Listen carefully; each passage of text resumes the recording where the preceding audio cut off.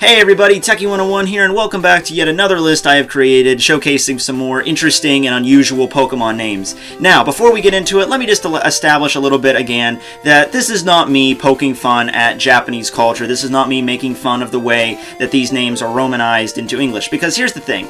Basically, every Pokemon has a trademark name, and this trademark name is used, this is the kind of stuff they put on the toys and the merchandise over in Japan, and sometimes it's actually a professional translation, other times, though, it doesn't really sync up that perfectly. Take Vespiquen, for instance. Vespiquen's hard English romanized trademark translation is simply Bee Queen, and Queen is misspelled. We had Flygon, which is actually translated as Frygon. Now, that's just because L's and R's they have like a very similar sounding, they're similar over in Japan, so that's why that comes up with. These are names that, while in Japan they might not be that unusual, that interesting, over here they have a different meaning, or over here they might have a different, because of the cultural barrier, they might seem as more amusing than anything else. Take Umbreon, for instance. Umbreon was the #1 unusual name in my last video, and by the way, I'm going to start calling these unusual rather than weird, because weird gives it like kind of like a negative connotation.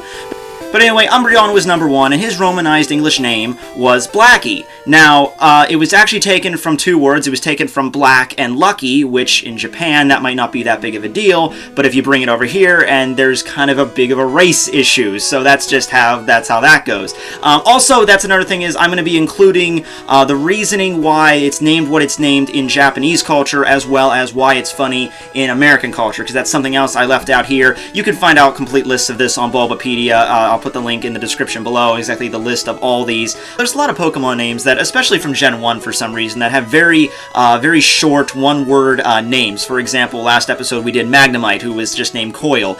There's Krabby, who was literally just named Crab. There's the 3 elemental birds, which are also kind of given very simplistic names just based on their typing. So I'm not going to be picking on those that much, because those are kind of easy targets. So yeah, this isn't just me, making fun of the fat kid at recess. This is just me pointing out some interesting names that when you show them to an American audience, they might get a chuckle or two, or just think, oh, that's a little bit odd that that's a Pokemon name. So here we go. Number 5 goes to Cypher. And I know I just got finished saying that I wasn't going to pick on the ones that have very short names, but when it comes to Pokemon that have short names that are also very simple, such as Krabby just being Crab, I think this one takes the case in terms of just simplicity and mediocrity. His name is simply Strike. Now, think about that. Strike. It's not even a noun. It's just it's just a term for attacking or attacking very quickly. You could literally give any other Pokemon that has a high attack or high speed stat or any kind of streamlined appearance, you could give it this name and it would fit just as well. It just seems this gave me the impression just like, oh well, I know this isn't how it went down, but this kind of gives me the impression like when they were designing the original 150, the guy was sitting at a keyboard and, it was really late at night and he couldn't think of anything else, and he's just like, okay, great, bug-type Pokemon, he has scythes for hands, shit, Strike, whatever, I'm going to bed. No, that's not how it went, but that basically gives it the same amount of, vibes there coming off that. Number 4.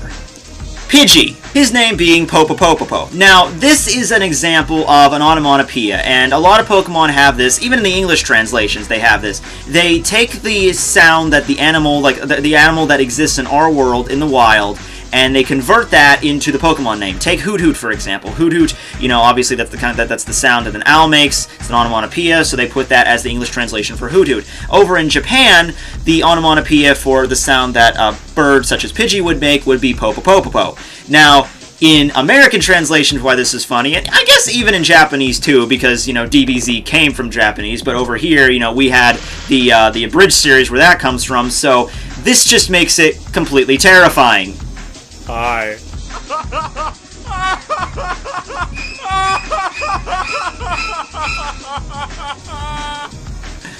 Oh, I just wet myself. Alright, number 3, Mooland. Now, before I even show you the image of this Pokemon, which one do you think Mooland probably belongs to? Give you a couple of seconds here. Okay, you ready? Well, I'm just going to call myself a psychic type and just say that pretty much everybody out there in internet land picked Miltank. Wrong! No, I'm sorry. What we were really looking for is Stoutland. Ah, yes. Now, the reason he was named Muland over in Japanese is because that Mu is short for Muku, which can refer to as shaggy hair, and land, of course, referring to, I guess, the fact that he's a terrier, and terra means land. That's where the term terrier came from. So, yeah, but of course, over here, that leads on to a whole other slew of stuff, which leads to the onomatopoeia, which involves cows, the noise that a cow makes. So, yeah, considering the fact that this is a dog and not a cow, that's kind of unusual, yeah. Number 2, Casey.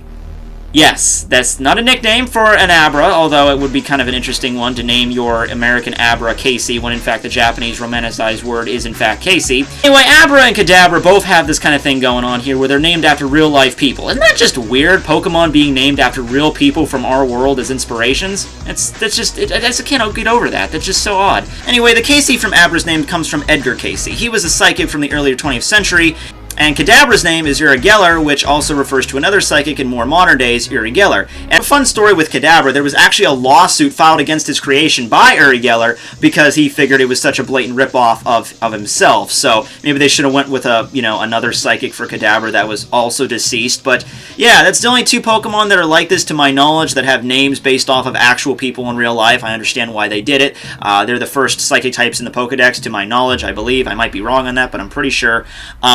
So yeah, I can understand why they did it. It's just kind of unusual.